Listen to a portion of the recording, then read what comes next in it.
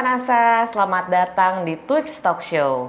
Ini merupakan episode pertama dari Twix dan saya akan menjadi host untuk talk show series ini.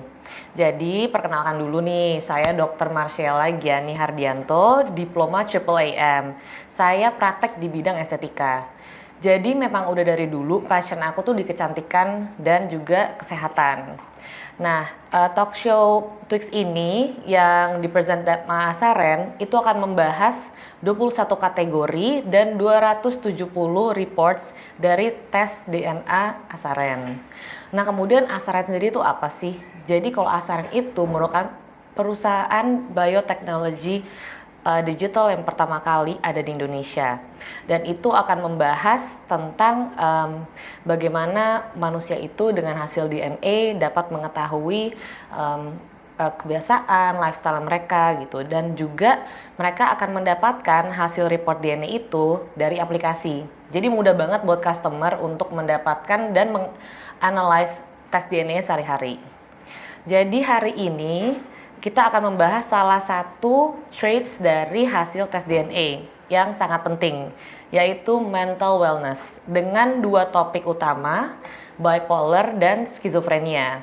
Jadi hari ini kita juga bakal mengundang dokter yang ahli dalam bidangnya, yaitu Dr. Erik Siahaan, spesialis kedokteran jiwa. Halo teman Asa, halo Dokter Sheila. Senang banget nih diundang ke podcast episode yang pertama. Iya, episode yang pertama. Jadi boleh nggak Dokter Erik menjelaskan dulu nih background dokter, kemudian juga dokter praktek di mana, hobbies, interest, dan kenapa mau jadi dokter kejiwaan yang penting? Wah. Oke teman-teman Asa, perkenalkan nama saya Dr. Erik Siahaan, spesialis kedokteran jiwa. Saat ini saya bekerja di sebuah rumah sakit umum daerah milik pemerintah ya, di daerah Cilengsi, Cibubur, dan juga saya juga ada klinik ya klinik di daerah Cibubur juga, dan juga hobi saya ya tadi ya, bicara hobi ya. Kalau hobi saya suka nyanyi. Mungkin next time kita bisa bahas tentang manfaat menyanyi dan musik. Bagi kejiwaan ya dok ya? Iya, penting banget. Penting banget. Kenapa saya alasannya ngambil spesialis jiwa? Karena ini nggak jauh-jauh dari kehidupan kita sehari-hari ya, bagaimana kita berpikir, berperasaan, berperilaku, itu sangat menarik sekali untuk ditelusuri lebih lanjut sejak saya kecil. Nah, penting jadi dijaga kan dok penting banget, sesuai dengan topik kita hari ini, Dokter Sheila. Apalagi sekarang fenomena itu lagi terkenal banget, lagi trending kan di antara anak muda. Mental wellness tuh selalu dibahas. Apa-apa karena mental wellness penting dijaga, penting dijaga. Banget. Nah, jadi ini pertanyaan pertama nih buat dokter. Bagaimana menurut Dokter Erik melihat permasalahan kesehatan mental di Indonesia? Ya, jadi seperti disampaikan tadi, masalah kesehatan mental saat ini lagi booming banget. Apalagi sejak pandemi ini ya, COVID-19, jadi semua orang tuh merasakan bahwa, ternyata bukan hanya kesehatan fisik doang loh yang penting. Ternyata saya bisa juga loh ngerasain cemas, ngerasa ketidakpastian di dalam hidup. Oleh sebab itu, jadi sejak pandemi ini apalagi ya, makin booming tuh hal-hal yang berkaitan dengan kesehatan mental gitu. Jadi hal-hal yang dulu menjadi stigma, yang tabu untuk dibicarakan, makin banyak edukasi, lebih berani. Jadi dampaknya jadi orang lebih banyak memeriksakan diri. Nggak apa-apa kok, saya kalau dulu kan saya takut-takut misalnya ya. Kalau saya periksa ke dokter jiwa, ntar saya dianggap apa sama teman. Kalau sekarang udahlah, yang paling penting kan kebahagiaan saya, yang paling penting kan saya sehat, jadi saya nggak usah terlalu mikirin apa kata orang gitu. Sekarang booming banget kesehatan mental. Iya betul, banyak pasien berarti ya dok ya, makin banyak yang perlu dibantu. Oke. Gitu. Jadi kalau misalnya menurut Kemenkes nih, jadi ada beberapa ya emang penyakit mental yang lebih tinggi lah, pokoknya lebih banyak dibandingkan penyakit mental lainnya. Salah satunya bipolar. Ya, jadi bipolar itu bisa dijelaskan dok dari gejalanya, terus dari pengaruh genetik, psikologis, kemudian tipenya, kemudian treatmentnya tuh apa sih dok?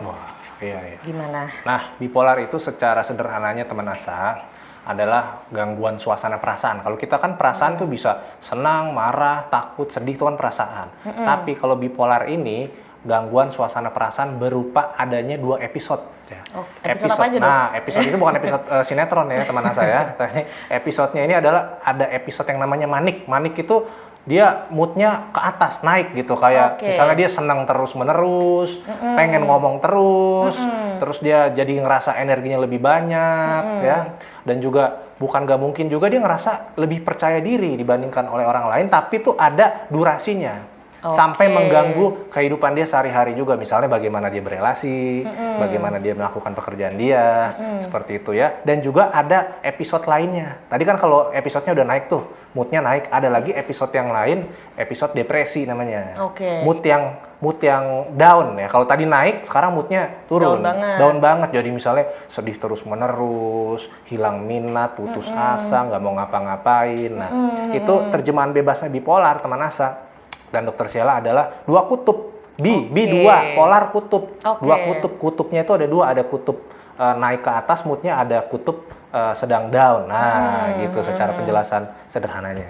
Jadi ada berapa tipe tuh dok untuk bipolar? Ya, jadi tipenya itu secara garis besar sebenarnya ada dua ya. Ini nggak perlu dihafalin deh, teman-teman nggak usah dihafalin. Itu biarkan nanti dokternya aja kalau misalnya mendiagnosis ya. Ada dua tuh, bipolar tipe 1, tipe 2. Nanti tuh akan terkait juga bagaimana pengobatannya. Ya. Jadi itu mengaruhnya tuh gimana ngobatinnya? Pengobatannya seperti apa. Dan beratnya gejala biasanya akan ditentukan juga dari tipenya itu. Dari tipenya itu. Benar, ya. Jadi biasanya tuh pengaruhnya gimana sih dok? Kalau misalkan sama kehidupan sehari-hari. Jadi mereka tuh harus gimana gitu? Jadi pengaruhnya itu udah pasti dalam setiap aspek kehidupannya ya. Tadi seperti saya sampaikan, dalam dia berelasi nih, misalnya jadi terganggu orang lain yang deket sama dia nih, temannya dia. Bisa terganggu tuh, misalnya, oh ini orang kok annoying banget kalau dia lagi episode manik tadi, bisa ngerasa, oh ini annoying banget sih, mengganggu gitu loh, gak kayak biasanya. Nah, bisa juga dia terganggu juga bagaimana mengurus diri dia sendiri, ya. Bagaimana dalam pekerjaan biasanya suka jadi nggak fokus, jadi ada penurunan lah dalam segala fungsi kehidupan dia sehari-hari gitu. Jadi perlu banget yang namanya diagnosis yang baik dan juga penanganan yang segera gitu. Dan harus kontrol terus kan dok? Harus kontrol. Gitu. Kadang suka nggak ada yang kontrol, suka kelupaan, jadi episodenya kambuh gitu kan? Nah, ada juga yang teman Asa mungkin pernah lihat orang yang ngerasa udah sembuh. Nah itu dia, terus nggak minum obat. Iya, kan ngerasa boleh, udahlah, kan? saya udah sehat, baru minum misalnya obat seminggu gitu. Saya udah baik-baik aja, udah nggak mau kontrol lagi. Nah, itu dia yang bisa menyebabkan perburukan dari gejalanya, kondisinya ini, teman Asa. Iya sih, jadi emang sekarang tuh udah banyak kan dok ya, yang kayak membuka diri. Kalau misalkan saya emang mempunyai penyakit mental bipolar. Banyak sekarang juga kayak public figure juga udah kayak mengungkapkan dirinya kan. Nah kalau menurut dokter tuh gimana? Apakah itu baik untuk mereka untuk membuka diri atau bagaimana? Ya, jadi bagaimana sebelum kita membuka diri kan, apakah dia sudah didiagnosis kondisi tertentu, dia harus memeriksakan diri dulu kan, memeriksakan diri. Jangan juga kita self diagnosis tuh. Betul, itu sering loh dok. Sering banget. Sebaca-baca, oh ternyata saya sakit ini, belum tentu juga kan. Jadi ketika teman-teman ngerasa, oh saya udah terganggu nih, gimana fungsi saya merawat diri, bagaimana saya memandang hidup ini, bagaimana saya berelasi udah terganggu, pikiran saya terganggu. Udah, yang pertama kontrol aja dulu, datang dulu aja memeriksakan diri ke para praktisi kesehatan mental, dan juga nanti akan didiagnosis tuh di situ. Nah, kalau fenomena yang sekarang ini kan banyak tuh public figure kayak membuka diri ya. Artinya apa? Stigma itu pelan-pelan memang sudah semakin menurun nih sekarang. Orang mulai berani. Speak up, benar. Makanya nggak heran ada yang namanya istilah it's okay not to be okay. Jadi nggak apa-apa kok. Kita nggak harus baik-baik aja. Kita bisa kok dalam kondisi sedang tidak baik-baik aja, and that's totally fine gitu. Iya, kayak drama Korea itu ya. Kayak drama Korea, drakor. Iya, it's okay not to be okay itu ya kan yang sering ditonton. Nah, terus juga kalau ini kita self-diagnose sendiri, bahayanya apa dok? Bahayanya, nah sebenarnya diagnosis itu kan tujuannya untuk terapi ya, penanganan ke depannya akan seperti apa gitu. Jadi itu langkah awal. Kalau diagnosisnya aja udah salah, udah pasti kan nanti terapi kesananya juga akan salah dong. Betul. Ya kan, jadi kalau kita self-diagnose udah pasti itu kita kan secara keilmuan mungkin orang awam ya kurang mengetahui. Kalau itu udah salah pasti tata laksana kedepannya juga akan salah, gitu loh. Jadi itu penting sekali teman-teman untuk tahu nih ya, nggak boleh self diagnosis, itu nggak boleh banget. Meskipun sekarang nih Dokter Sheila banyak sekali kan bertebaran tuh di media online gitu kan. Oh ciri-ciri penyakit bipolar. Waduh, langsung tuh. Oh, ini Waduh. kayaknya cocok sama saya nih. Tiba-tiba kalau yes semua langsung ini ya. udah saya bipolar. self-diagnose. Nggak Betul, boleh betul, banget betul. tuh. Itu emang nggak boleh sih sebenarnya. Dan juga emang harus datang ke dokter spesialis yang ahli dalam bidangnya. Benar. Nggak boleh juga datang ya ke dokter ya.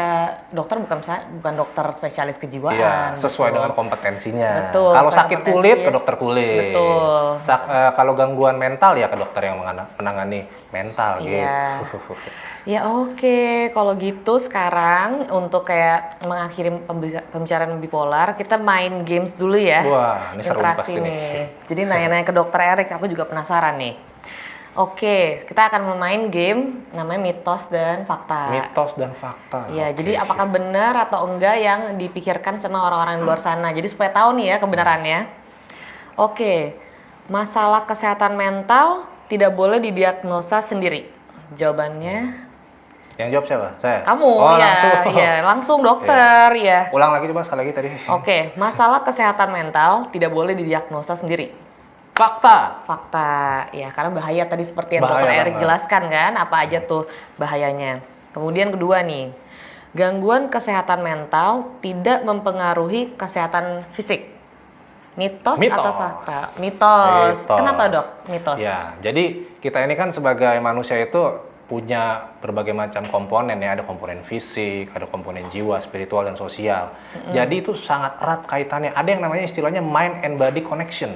Oke. Apa yang terjadi di pikiran kita itu bisa berimbas ke fisik kita. Contohnya kalau kita banyak pikiran nih ya, aduh kecemasan nih besok kerja saya gimana, besok gimana nih hubungan saya dengan relasi dengan keluarga atau pasangan saya, itu kan bisa tuh jadi pusing pala kita, Iya. jadi asam lambung naik, udah pasti ada koneksi. Betul, gitu. Dan betul. juga kalau ada sakit fisik ya, yang awalnya sakit fisik bisa juga berimbas ke kondisi mental. Iya, betul, Gitu. bisa. Jadi tubuh itu dan juga pikiran, mind and body itu punya koneksi yang sangat erat ya, sangat Iya. kuat ya. Jadi benar-benar saling mempengaruhi satu sama lain. Oke, selanjutnya nih. Masalah kesehatan mental juga dapat menyerang anak-anak. Apakah benar? Mitos atau fakta? Fakta itu. Fakta. Oke, contohnya dok? Iya, jadi sebenarnya masalah-masalah mental pada anak tuh banyak banget ya. Ada yang namanya depresi pun bisa terjadi pada anak, bisa. Iya, depresi ya. Berarti dia dari usia berapa tuh dok? Dari anak-anak yang bahkan misalnya usia 7 tahun ke atas, 10 tahun remaja itu udah bisa. Cuman kan gejala depresi pada anak beda. Ya, Susah untuk dinilai ya? Nah, biasanya tuh kalau anak-anak lebih mudah irritable, marah-marah mulu, itu bisa jadi depresi. Oh, bisa jadi depresi. Iya. Oke, Meskipun baru harus tahu. dinilai lebih lanjut oleh dokter ya. Iya, betul. Gitu, Tetap ya. harus sama spesialisnya lah Nah, di jangan misalnya, oh anak saya kok marah-marah mulu, irritable, ini depresi kata dokter. Enggak, ya harus tetap diperiksa. Harus periksa juga. Iya. Oke, baiklah dok. Kemudian nih ya, bipolar itu sama dengan kepribadian ganda. Itu mitos. Mitos. Jadi emang beda dok? Beda. Kalau kepribadian ganda tuh seperti apa?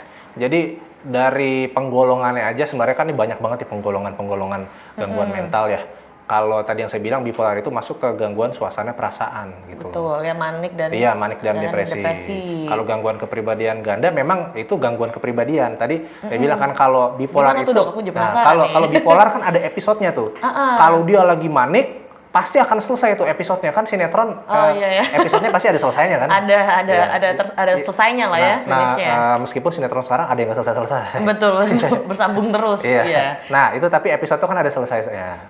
Nah, tapi kalau dia udah gangguan kepribadian, itu nggak ada selesainya. Karena memang itu mencakup kehidupan dia sehari-hari. Bagaimana dia berpikir, berperilaku, dan berperasaan. Ya, itu juga punya kriteria gejala-gejala beda-beda. Jadi nggak boleh ya, teman Asa langsung ambil kesimpulan, oh gangguan kepribadian ganda sama bipolar, itu beda. Iya. Namanya juga beda, apalagi Iya. apalagi gejalanya. Gitu. Iya, harus benar-benar diperhatiin dulu perbedaannya ya. Perbedaannya. Oke, nah selanjutnya nih. Penderita bipolar itu berbahaya dan harus dijauhi. Bagaimana? Itu Mitos. Oke. Iya. Gimana dok? Penjelasannya ya. Jadi Penjelasan dong. Dijelasin biar Dijelasin ngerti. dulu biar ngerti. Kalau mitos fakta aja nggak ada yang ngerti nanti Iya. teman-teman Asa. Jadi memang berdasarkan faktanya nih, penderita atau yang teman-teman yang mengalami gangguan mental itu hanya sedikit saja yang sebenarnya berpotensi membahayakan. Bukan saya bilang nggak ada yang membahayakan, bisa aja kalau lagi kondisinya lagi baru banget kan bisa tuh menyerang orang lain. Itu manik ya dok ya berarti ya? Bisa. Oke. Ya, bisa. Tapi itu hanya sepersekian lah, sedikit lah. Gitu. Tapi kalau mereka lebih dini memeriksakan diri, ya, terus juga menjalani terapi dengan baik, ya, kerjasama antara dokter, pasien dan juga keluarga, ya, dengan baik, itu nggak sampai membahayakan kok. Dan juga jangan sampai dijauhi, nggak perlu dijauhi. Iya, jangan ya. Jangan, justru mereka butuh dukungan kita. Betul. Sebagai orang-orang terdekatnya, dia butuh banget dukungan. Bahwa mereka ngerasa, oh saya nggak sendiri loh. Iya. Untuk menghadapi kondisi bipolar ini saya nggak sendiri. Harus dirangkul malah ya. Harus dirangkul. Dan juga selalu diingetin juga, mereka harus ambil pengobatannya, harus rajin konsul. Bener banget. Iya.